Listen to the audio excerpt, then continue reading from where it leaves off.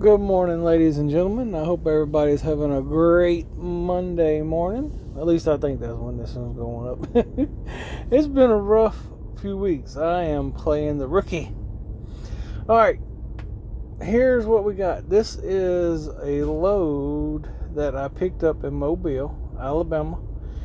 It is some of those big wind turbine main shafts. Each one of those is 15,000 pounds. Yes, 15,000 pounds. They were pretty stout. I was glad to get them off the trailer.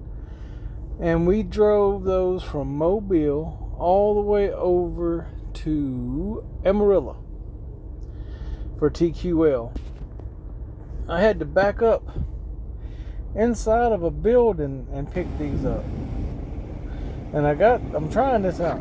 Check this out. I got some video of him unloading them off of my truck in Amarillo with his gigantic forklift. I think he said that thing would lift 50,000 pounds. Maybe more, but me and him talked a little bit. He's a pretty cool guy. He works with GE over there.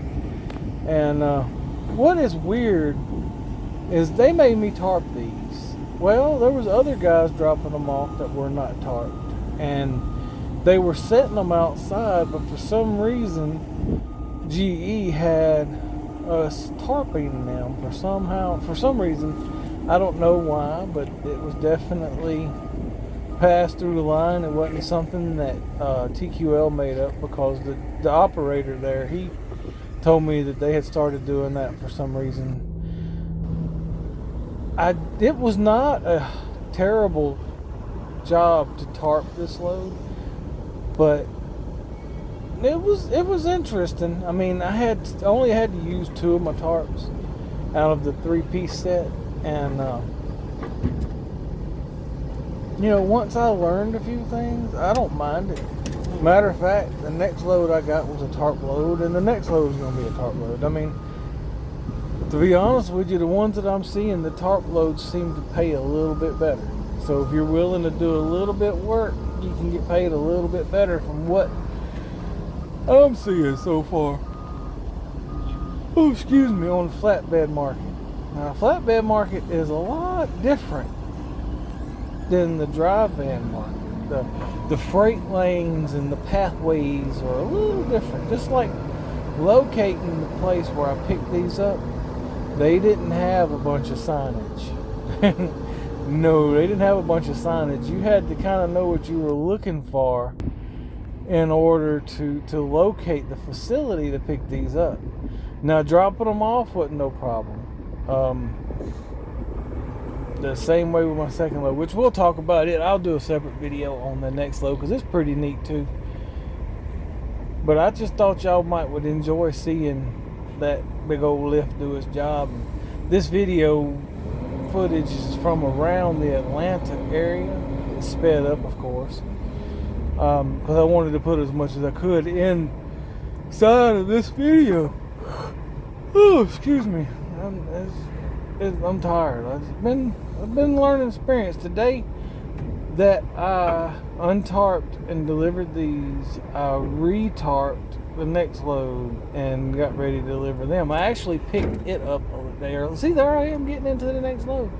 We're talking about these are supposed to be the big generator shafts for windmills, and I thought that was a pretty cool deal. I mean, I think these are actually going in to be rebuilt, remanufactured, because they've already spent their life cycle. I don't really know. All I know is they was 15,000 pounds a piece, and I was glad to get them off of my truck. And whenever you get those, you need to make real sure that they are directly in the center of your trailer, because mine was off just a little bit, and it had my trailer leaning just a little bit, and I didn't like that at all. You really got to be peculiar how you set equipment on your truck, especially pieces that are that heavy. But it was a decent drive. I mean, it paid decent. I would definitely do it again. I mean, from Mobile to Amarillo, right at $3 a mile. Yeah, it wasn't bad. And then I got pretty good rate coming back considering the area. But stretching the tarps is not as bad. It would be if you had 8-foot pair instead of a 6-foot triplet. Had a 3-piece triplet of the 6-foot, and it's a lot easier to handle them than it would be the 8-footers. I'm telling you, I don't want nothing to do with them 8-footers. I mean, you got to learn how to roll them back up. There's certain ways to roll them back up. There's certain ways to strap them. There's certain ways to bungee them to where they ride the best. It's definitely a process of learning, but where I live down in South Mississippi, the best rates don't come through there.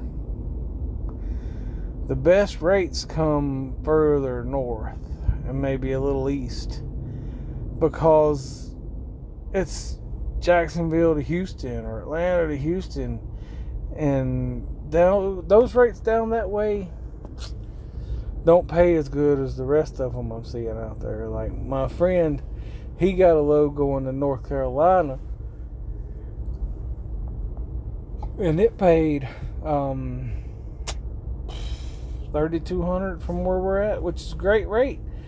But then finding a rate back, and y'all, I missed a big load today. I could have had a good load, but I didn't have my snow chains yet. I didn't put them back in the truck.